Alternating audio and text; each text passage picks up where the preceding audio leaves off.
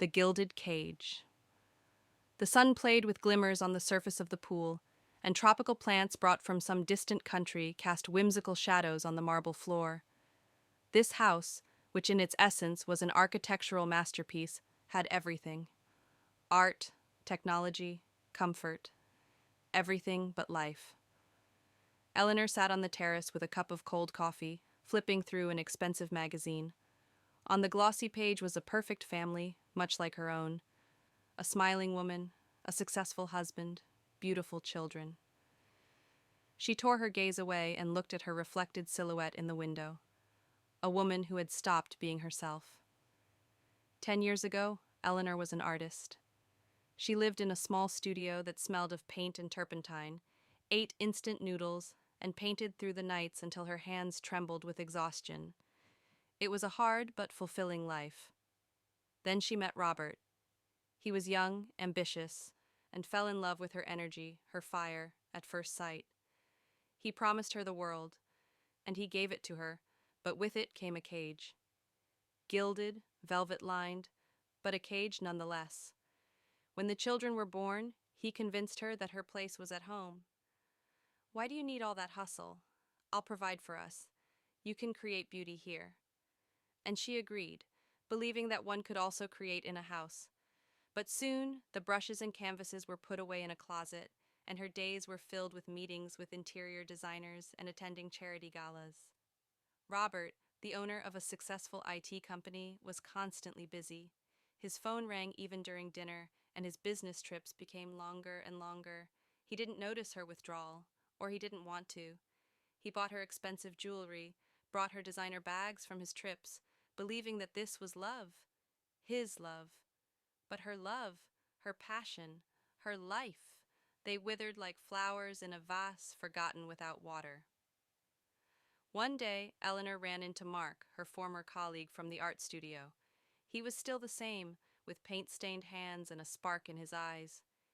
They met at a cafe, and for the first time in many years, Eleanor felt like herself.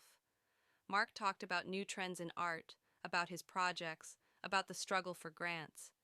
He spoke to her as an equal, as a colleague, not as Robert's wife. Their meetings became regular. They didn't talk about Robert or about her life. They talked about the world that Eleanor had once lived in. Mark became her secret outlet, her bridge to the past, to the person she had lost. Meanwhile, Robert had his own outlet, a young, ambitious, and incredibly energetic assistant named Dana. In her eyes, he saw the admiration that Eleanor once had. Dana spoke his language, of startups, investments, and risks.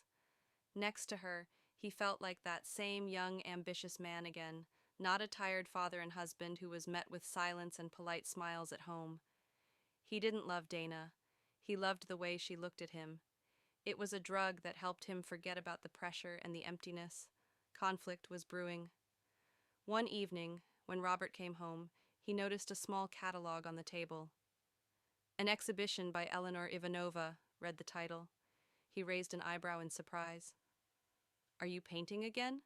he asked with a slight condescension. "Yes," Eleanor answered quietly, but there was a steeliness in her voice. "The opening is tomorrow. Will you come?" Robert felt awkward. He was willing to buy her a gallery, but to actually go to an exhibition? He felt like he was facing a test he hadn't prepared for. "I have a very important meeting," he replied, "but I'll be sure to send flowers and—" "Don't bother," Eleanor interrupted. There was no anger or resentment in her eyes, only emptiness. She didn't need him anymore. The next day, he didn't go to the meeting. Instead, he got in his car and drove towards the gallery. He was ashamed of himself, for promising her the world but instead locking her in a cage. When he arrived, the exhibition was nearing its end. As he walked inside, he saw not his wife, but an artist. Eleanor was standing in the middle of a small group of people, her eyes shining as she spoke passionately about her work. She was laughing. It wasn't the reserved laugh he heard at home. It was a genuine, living laugh. She held a glass of wine in her hand, and Mark was standing next to her. Robert couldn't tear his eyes away from them. He saw Mark touch her shoulder, and at that moment his phone vibrated. A message from Dana. Waiting for you, darling." Robert looked at the screen, then up at Eleanor, and suddenly he understood. Their problems didn't start with Dana, not with Mark. They started when he began to see her only as a wife, and she saw him only as a husband. They stopped being Robert and Eleanor and became roles. He became the provider, she became the homemaker. He stopped asking her what she wanted, and she stopped sharing her dreams. Unable to watch any longer, he left the gallery. Returning home for the first time in a long time, he didn't turn on the TV or sit down at his laptop. He went to the closet and found the old canvases and brushes, covered in a layer of dust. He held them in his hands. For a moment, he felt that the world he had promised her might have been much closer than he thought. He had just been looking for it in all the wrong places. The story ends on this note.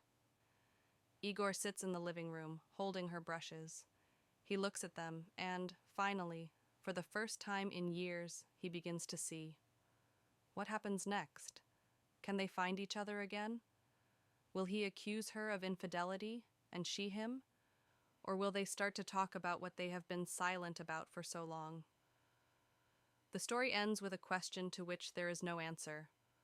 There is only a fragile hope that the gilded cage may not be so strong after all, and that it is still possible to break free.